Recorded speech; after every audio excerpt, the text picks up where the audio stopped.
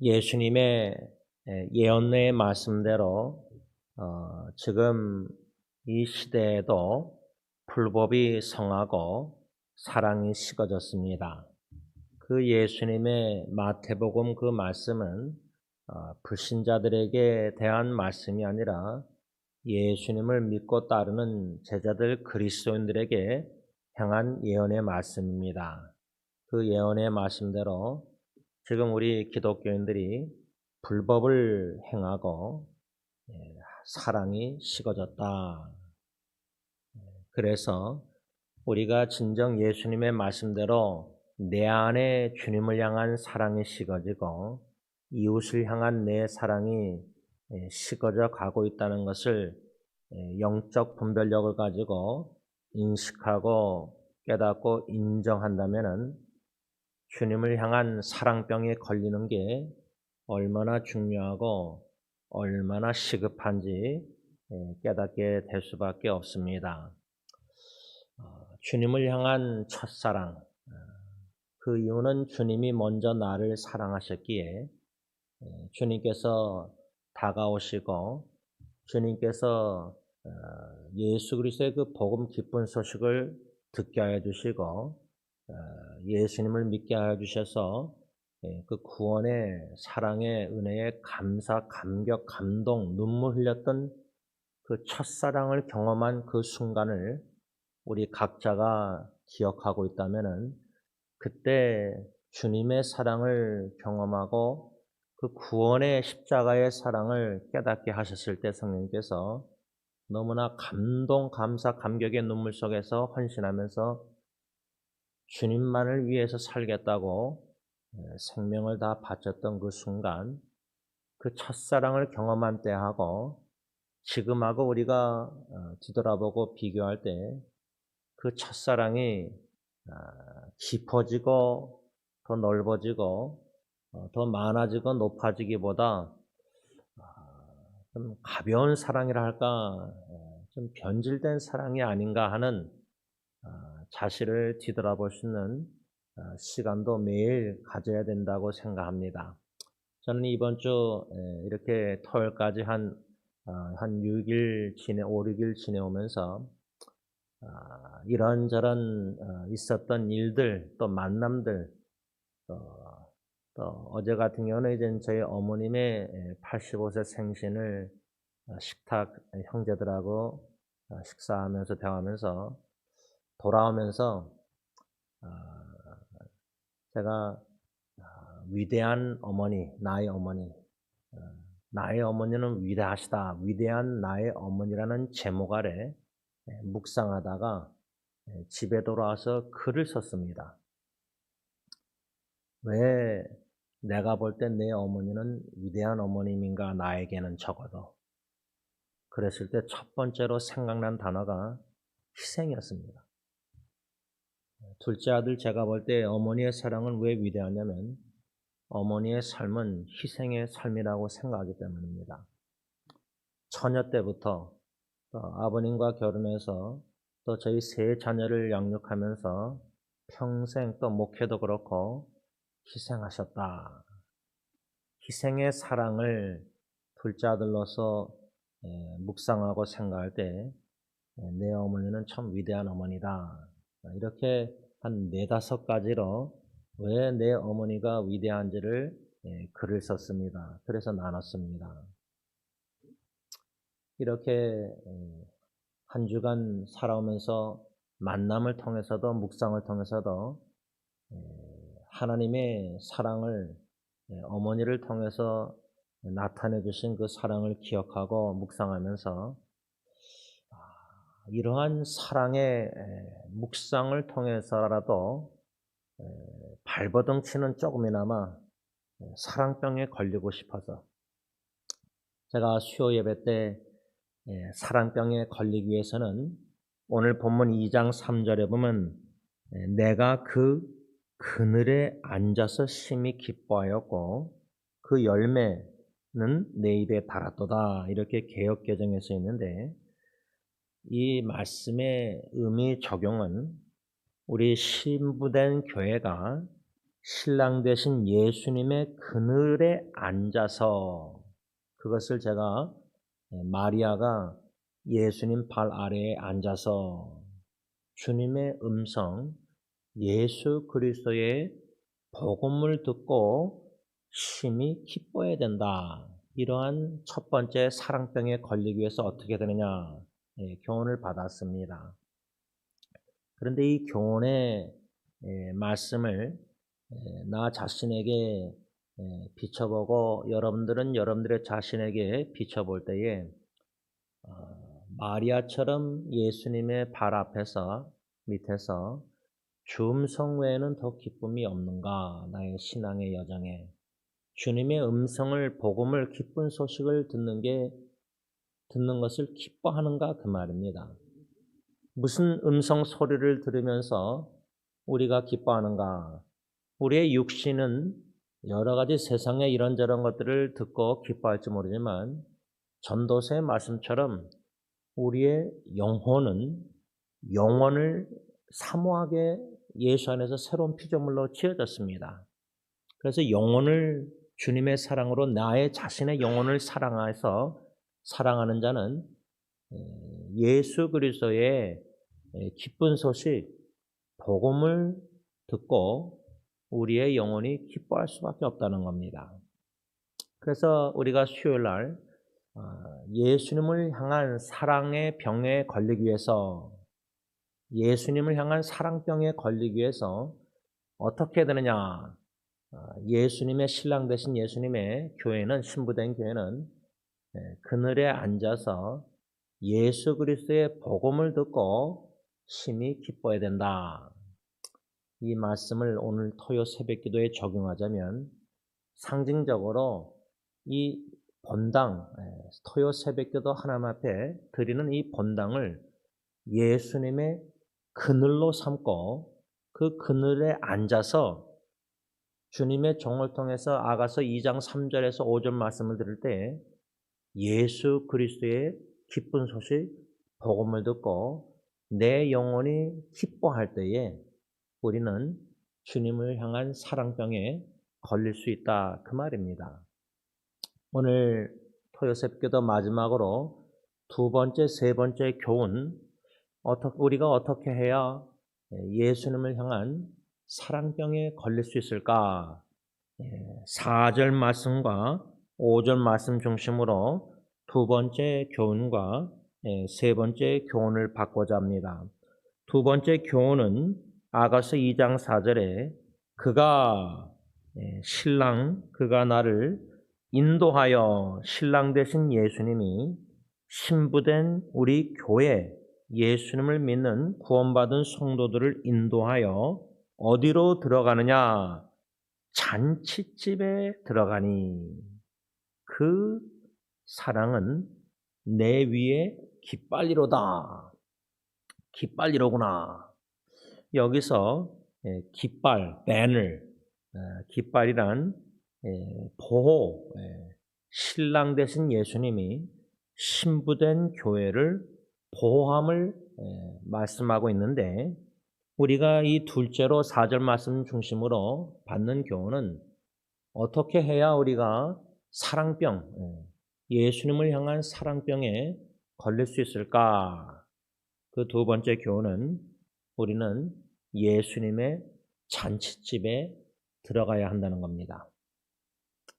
첫 번째 교훈은 3절에 사랑병에 걸리기 위해서는 예수님의 그늘에 앉아서 예수님의 복음을 듣고 내 영혼이 심히 기뻐해야 된다, 이렇게 교훈을 받았다면, 두 번째 교훈은 예수님의 잔치집, 그러니까 이 솔로몬이 이 아가서를 쓰면서 그늘, 또 잔치집, 이런 묘사하는 시적 표현의 의미가 뭘까 할 때 예수님의 잔치집에 들어간다는 말씀을 생각할 때 제일 먼저 생각나는 게 요한복음 2장입니다.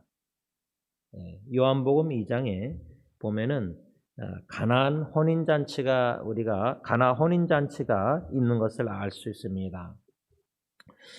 팀 켈러라는 그 PC의 교단 목사님, 얼마 전에 췌장암으로 돌아가셨는데 아마 한국 교회 한인 성도님들에게는 팀 켈러라는 분이 누구인가 잘 익숙하지 않을 수 있습니다. 그런데 장로교단, PCA 교단 이런 한인 목회자 1세, 1.5세, 2세 특히 2세들에게는 팀 켈러라는 이 목사님이 영향력이 지대하게 끼치고 있습니다. 제가 지난번에 강남의 여정회 가서 예배를 드렸는데 그 여정회 교회도 PCA 교단과 연결돼서 그 담임 목사님도 팀 켈러 목사님을 언급하고 인용하는 걸 설교 시간에 보았는데 이 팀 켈러라는 목사님이 요한복음 2장 예수님의 첫 이적 그 강의를 한 것을 제가 오래전에 인터넷에서 들었는데 다운로드해서 그분이 뭐라냐면 하나님의 나라는 잔치다.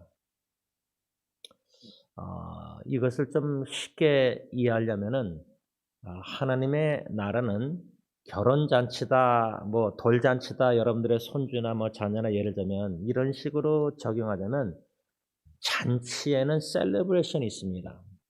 그래서 저는 예수면 우리의 장례 예배도요 잔치라고 생각할 수 있다고 저는 생각합니다. 셀레브레이션. 육신의 잠시 헤어짐에 눈물이 있다 할지라도요 거기에는 신적 기쁨이 있다고 생각합니다. 죽음의 관문을 넘어서서 우리가 육신의 하간 우리가 입관 예배할 때 관을 열고 그 육신 죽은 영혼 사람의 육신은 보지만 이미 그 영혼은 숨을 거뒀을 때 주님의 품 안에 영혼이 갔기 때문에 죽음의 관문을 넘어서서 그리도 사랑하는 주님의 품 안에 하나님의 나라에 들어갔기 때문에 장례 예배 자체도 잔치집이라 생각할 수 있다 그 말입니다. 하나님의 나라는 잔치집이다. 이 팀 켈러의 목사님의 말씀 생각할 때 저는 예수님의 첫 이적 요한복음 2장 가나 잔치 외에도 요한계시록에 나오는 어린 양의 혼인 잔치도 연관해서 묵상하게 되었습니다.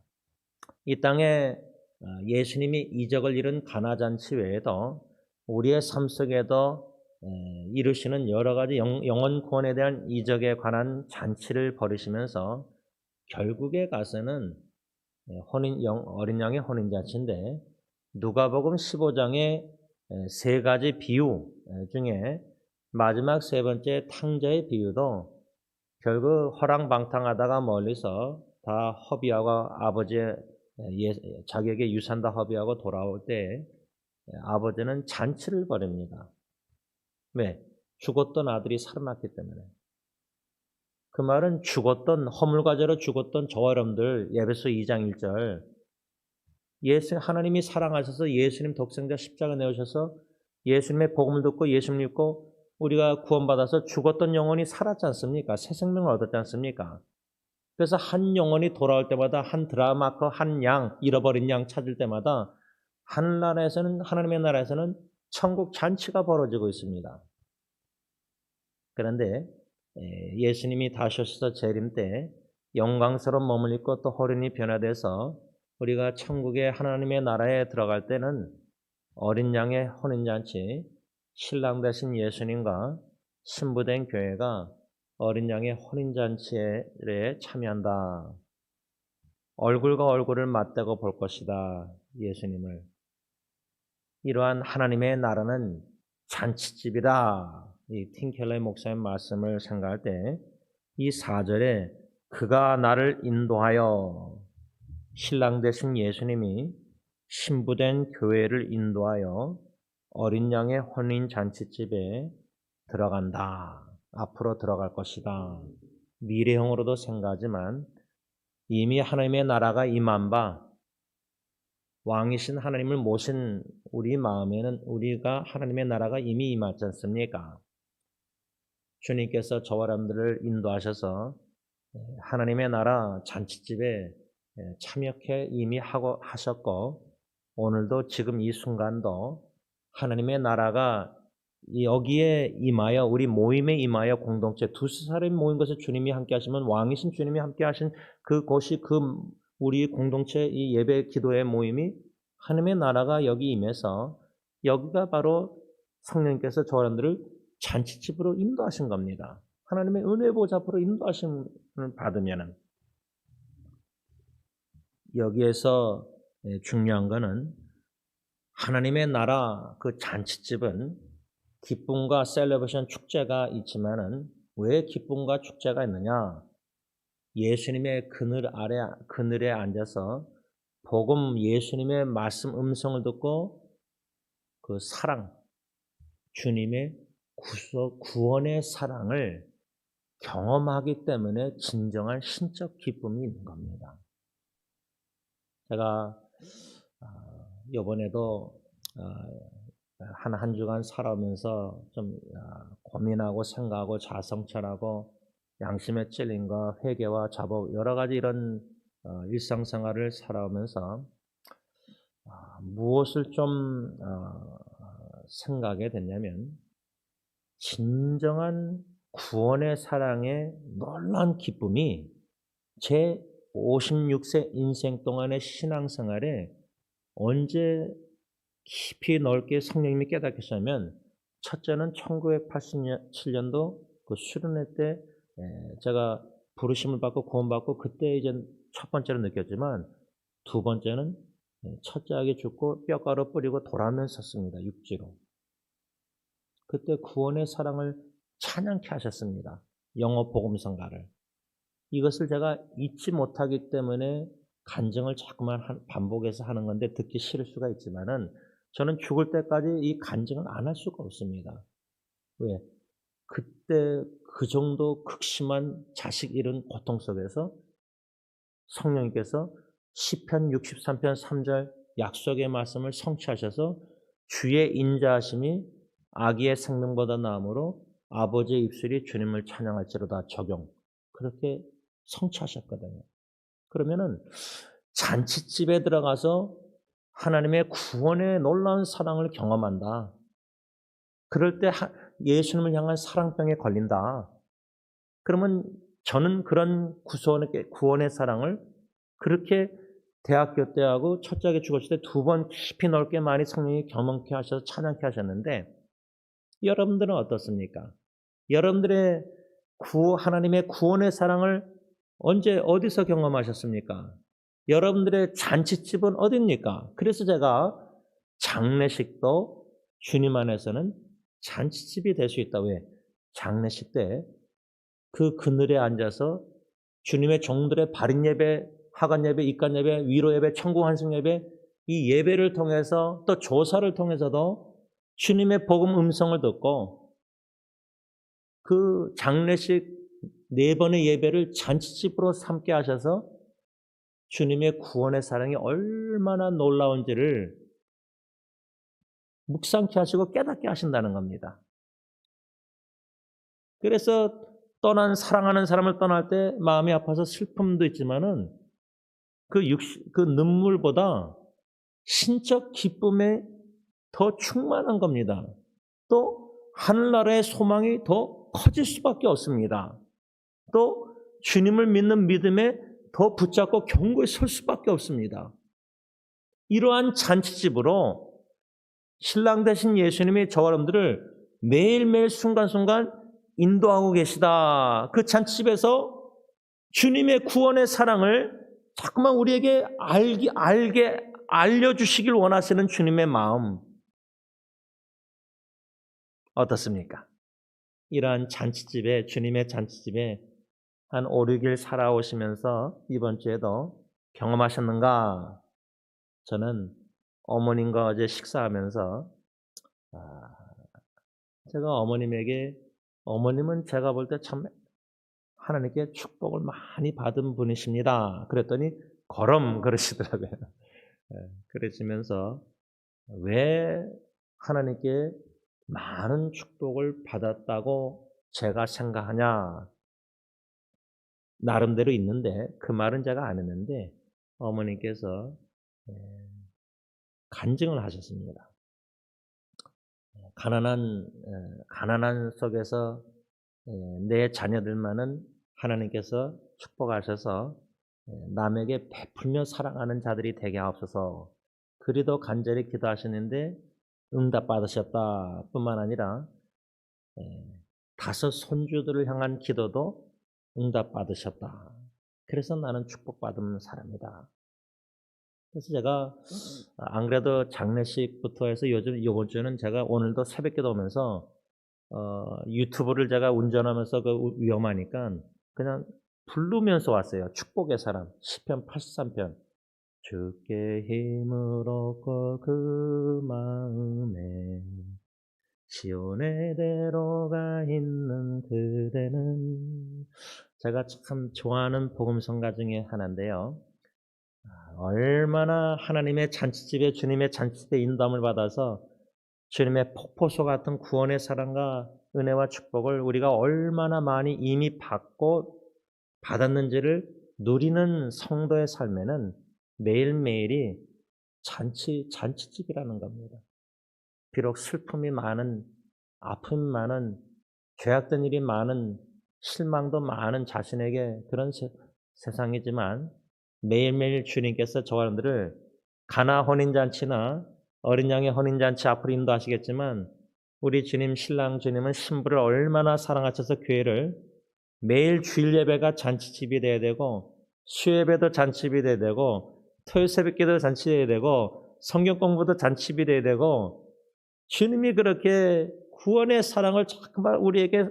그래서 여러분 요한복음 보면 우리를 사랑하시되 끝까지 사랑하시는 주님이에요. 그래서 우리가 첫사랑을 회복하고 사랑병에 걸려서 우리도 주님을 죽을 때까지 호흡이 닿을 때까지 숨질 때도록 더욱 사랑합니다 고백하고 실제로 사랑하면서 살다가 사랑의 품 안에 안게 되지 않습니까?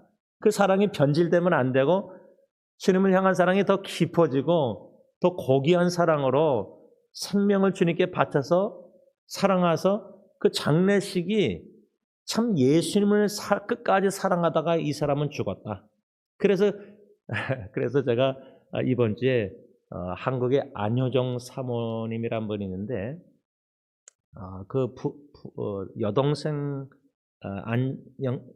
여동생은 지금 몽골 선교사님인데 그 두 사모님하고 제가 카톡방이 있어요.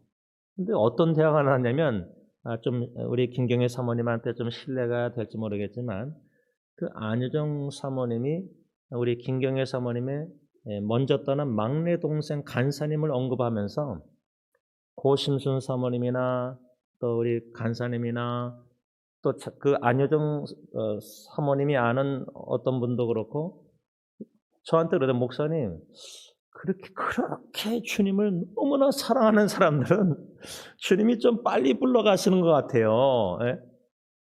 우리 김경애 사모님 막내 동생분이 쓴 글들을 다 모아가지고 김병장이나 이런 분들이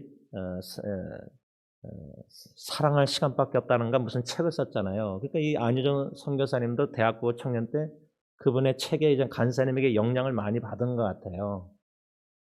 그러면서 제임스 목사님도 이렇게 뭐 심순 사모님 죽고 나서 뭐 글도 쓰고 조사도 쓰고 자꾸만 글을 나누니까 그 간사님이 생각났나 봐요. 그래서 나는 아직 살아있는데 이건 나도 빨리 불러가시면 어떡하지 그런 생각이 갑자기 들어서 좀 그랬는데 그 사모님의 마음에는 주위에 이런 분들이 주님을 얼마나. 그래서 제가 그랬어요. 내 조카도 작년에 떠났는데 일주일 전에 죽기 전에 아버지하고 대화하면서 예수님을 그렇게 보고 싶고 사모하고 그렇게 조카가 24살 조카가 얼마나 예수님을 사랑했으면은 그렇게 빨리 불러가셨을까. 예를 들자면 그렇죠? 그 어머니나 부모는 얼마나 마음이 그러겠지만 그런 눈물은 우리 각자가 자기가 사랑하는 사람 죽은 사람은 알 거 아니에요. 조금이나마. 물론 다 다르겠지만. 그런데 그런 슬픈 눈물 속에서요. 예수님은 우리를 구원의 놀라운 영원한 사랑을 체험케 하셔서 그 슬픈 곳을 거기를 잔치집으로 만드신다는 거예요. 매일매일 순간순간. 바라기는 이 두 번째 교훈, 오늘 토요일 하루 살면서 집으로 돌아갈 때 내 아내와 나, 뭐 강아지도 있지만 저희 집은 여기가 잔치집이구나. 또 제가 뭐 YMCA 가서 이제 운동을 하면은 토요일 날, 여기도 주님의 잔치집이구나. 왜? 운동하면서도 저는 운동하면서 주시는 성령의 깨달음과 아이디어가 자꾸만 있어요. 네. 그러면 주님과 운동하면서도 교제하면서 주님의 음성 복음을 듣고 주님이 나를 나같이 어저께도 범죄한 나를 이렇게 얼마나 사랑하시는가. 구원의 주님의 그 영원한 놀라운 내가 상상하기보다 어머니 사랑보다 더 놀라운 그 사랑을, 독생자 주시까지 사랑을 운동하면서도 깨닫고 체험하고 마음이 뭉클하고 눈물 나고 하면은 거기가 잔치집이죠. 마지막 세 번째로 우리가 예수님을 향한 사랑병에 걸리기 위해서는 어떻게 되느냐? 오늘 보면 아가서 2장 5절에 너희는 건포도로 내 힘을 돋고 사과로 나를 시원하게 하라. 내가 사랑함으로 병이 생겼습니다. 이 말씀에 근거해서 마지막 세 번째로 우리가 예수님을 향한 사랑병에 걸리기 위해서는 예수님의 말씀으로 힘을 얻고 시원케, 리프레시, 시원케 돼야 한다. 이 건포도라고 2장 5절 말씀하고 있는데 이 건포도란 말은 grape case, 포도떡을 의미하는 것으로서 하나님의 말씀을 비유한다. 이렇게 박연서 박사님 얘기했고 사과는 이미 우리가 묵상했지만 예수 그리스도의 구속의 말씀 이것을 비유하는데 한마디로 요약하자면 뭐냐면 신부된 교회는 신랑 되신 예수 그리스도의 말씀으로 뭐요? 힘을 얻고 시원케 돼야 된다. 그럴 때 사랑병에 걸린다. 제가 이번 주에 좀 또 다른 일이 뭐가 있었냐면 이제 예리가 일본에 선교 가기 전에 그 선교 훈련을 2주 받고 이제 집에 와 있어요. 우리 둘만 했다가 이제 딸이 와 있으니까 좀 더 신경을 쓰게 되는데 근데 좀 이제 다음 주 수요일 날 이제 버스턴으로 막둥이하고 같이 떠나서 거기서 컨퍼런스 참석하고 막둥이는 다시 저희 집으로 오고 자기 얼반 뭐 기수하러 가고 예리는 이제 곧장 일본으로 가는데 제 아내가 이제 이런 준비 과정 뭐 일본에 가면은 따뜻한 옷도 있어야 되고 뭐 하여튼 뭐 여러 가지 이거 엄마로서 신경 쓰는 게 많잖아요. 그러니까 제가 남편이 볼 때는 이 친구 왜 이렇게 예민해져 있는가? 왜 나한테 자꾸만 이럴까? 그냥 나는 샌드백도 아닌데 왜 나한테 자꾸만 이렇게 그러니까 이제 너무 마음이 그러니까 이제 쏟아내는 것 같은데 한 이틀 동안 그러더라고요. 근데 참 감사한 게요. 3일째 되던 날 좀 얼굴도 좀 더 밝아 보이고 달라 보여서 이제 대화하다 보니까 저한테 아내가 그러더라고요. 딸을 일본으로 보냄에 있어서 사탄이 우리를 공격하는 것 같다. 영적 공격. 제가 그때 솔직한 고백을 우리라 그러길래 당신을 공격하는 것 같다. 근데 저도 공격을 받더라고요. 어저께 축구하다 보니까 괜히 분노가 나고 잘 참던 사람이. 그러니까 나도 모르게 왜 그런지 모르겠어요. 그러니까 파송 예배는 잘 드렸는데 가족 친척들하고 온라인으로 이 부모도 공격하는구나. 딸을 믿음으로 사랑으로 소망으로 보내야 되는데 뭐 자질구레한 이거저거 준비하면서도 신경질이 나고 막 이런 뭐 그냥 넘어갈 수도 있는 일인지 모르지만 아내가 먼저 저한테 영적 공격한다. 여기 신랑된 예수 그리스도가 신부된 교회에 말씀해가지고 신부된 교회가 신랑 되신 예수님의 말씀을 받고 힘을 얻고 시원케 된다. 내가 먼저 복음과 하나님의 말씀 그늘 안에 잔치집에 들어가서 이런 말씀 은혜 간증을 은혜 받은 말씀을 아내하고 나눔으로 그 말씀의 통로가 내가 돼서 그 말은 이제 에베소로 말하자면 남편들아 아내를 예수가 교회를 사랑하면서 뭐라 그랬죠? 양육하라 그랬거든요. 양육. 그러면 제가 먼저 예수님의 그늘 아래서 잔치집에 들어가서 예수님의 구원의 말씀과 구원의 사랑을 경험한 것을 감사해서 아내에게 간증으로 나눌 때 말씀의 구원의 말씀과 복음과 사랑이 통로가 돼서 아내가 전달받을 때 남편을 통해서 아내가 힘을 얻는 거예요. 영적 싸움이 힘을 얻어서 싸워 이겨야 되겠다. 그래서 한 이틀 그러다가 3일째부터는 뭐 이제는 딸을 보냄에 있어서 뭐 저러세요. 당신 하도 궁금해서 당신 그 예리가 이렇게 일본 가는 거 마음이 어떠냐? 힘들어서 저런가? 근데 3일째는 뭐라지? I'm excited. 난 너무 기쁘대, 흥분된대요. 딸이 일본 가는 게. 거기서 하나님이 뭘 준비해놨는지, 제가 예리한테 그 남자친구들 이제 아버지가 췌장암 말기니까 1년 안에 어떻게 될지 몰라서 예리한테 제가 너나 크리스나 1년 안에 주님께서 많이 매철 성숙하게 하실 것 같다. 근데 성숙에는 선교지에 인턴들이 다 예리가 들은 말은 힘든 일이 많은가 봐요. 이번에 6명 중에 그 AMI 단체에서 2명이 일본 가고 나머지 2명은 또 과테말라 가고 또 두 명인가는 또 이틀리로 가고 그런가 봐요. 근데 예리보다 먼저 일본은 지금 예리가 2번째래요. 처음에 간 자매가 지금 있대요, 거기. 예리가 가면은 2주 있다가 그 자매는 돌아오고 빠꾸하고 이제 예리가 있는 건데 그 인턴 자매하고 예리하고 대화를 하는가 봐요. 그러면서 알려주는데 이 영적으로 어두운 그 일본에서 1년 동안 이 대학교 갓 졸업한 젊은 자매가 여러 가지 어려움이 있었던 것 같아요. 제가 볼 땐. 그러나 제가 예리한테 그것이 성숙하는 과정에 필수 과목일 수 있다는 거죠. 말씀을 좀 맺고자 합니다. 예수님을 향한 사랑병. 근데 병이라는 단어가 제가 이미 나눴지만 부정적이라서 여러 가지 잔인한 병들이 육신의 병이나 정신질환 병이나 너무나 또 뇌에 관한 병이나 병에 걸리는 젊은 사람들도 요즘 많잖아요. 아프고 간호하고 양론 가고 중환자실 가고 호스피스 가고 또 죽고 장례식 가고 이런 일들이 비일비재하는 삶 속에 또 예기치 못하게 제 친구의 뭐 아는 사람은 또 심장마비로 저보다 2살이면 50냈는데 지난 2주 전에 죽었다 그러더라고요.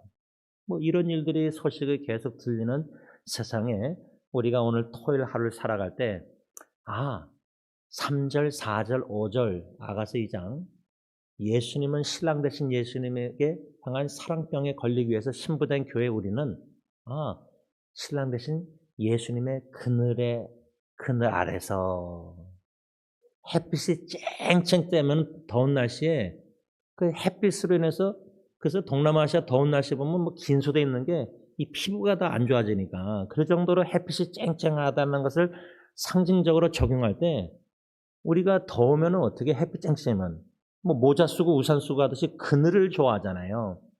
제일 좋은 그늘은 십자가에 넓게 벌리신 팔 사랑의 품 그 그늘 그늘 아래 있는 거예요. 거기서 마리아처럼 예수님의 음성 그 복음 소식의 기쁜 소식을 전하실 때 저는 어떤 상상을 하냐면 I still love you. 내가 너를 아직도 사랑한다.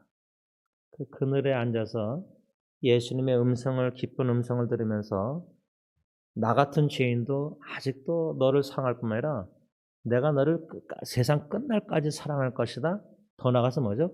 내가 너를 영원한 사랑으로 영원히 사랑하겠다.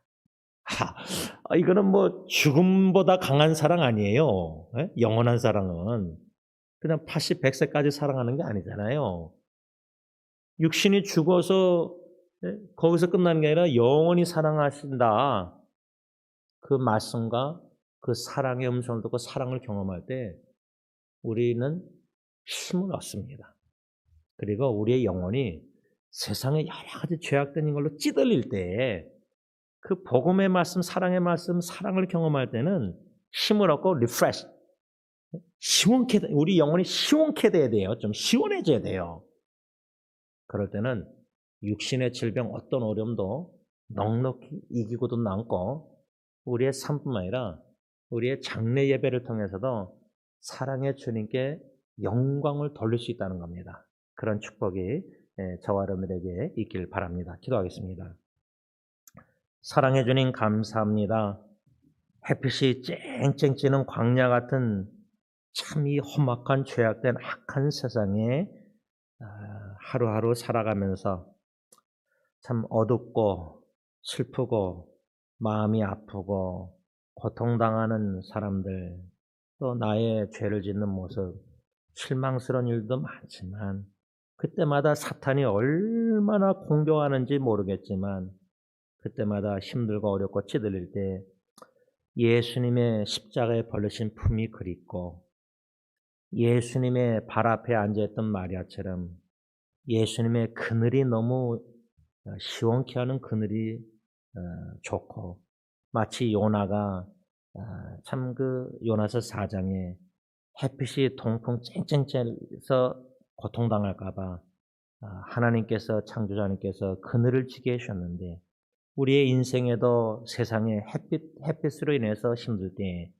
우리에게 그늘이 되어 주시고 그 그늘 주님의 품 안에 앉아서 주님의 음성을 들으며 복음을 들으며 구원의 사랑을 경험할 때에 우리가 힘을 얻게 하셔서 시온의 마음에 시온화되려고 있게 하시고 지치고 쓰러지고 참 낙심이 되고 그러지만은 주께 힘을 얻고 시온의 대로를 걷는 주님 보시기에 참으로 축복받은 사람들, 그 축복의 복음의 말씀과 사랑을 깊이 넓게 많이 경험하는 오늘 하루, 그래서 잔치집에 계속 인도하셔서 그 사랑의 복음의 힘을 얻고 시원케 되는 우리 모든 성도님들이 다 되게 하여 주시옵소서. 예수님의 이름으로 감사하며 기도를 올리옵나이다. 아멘.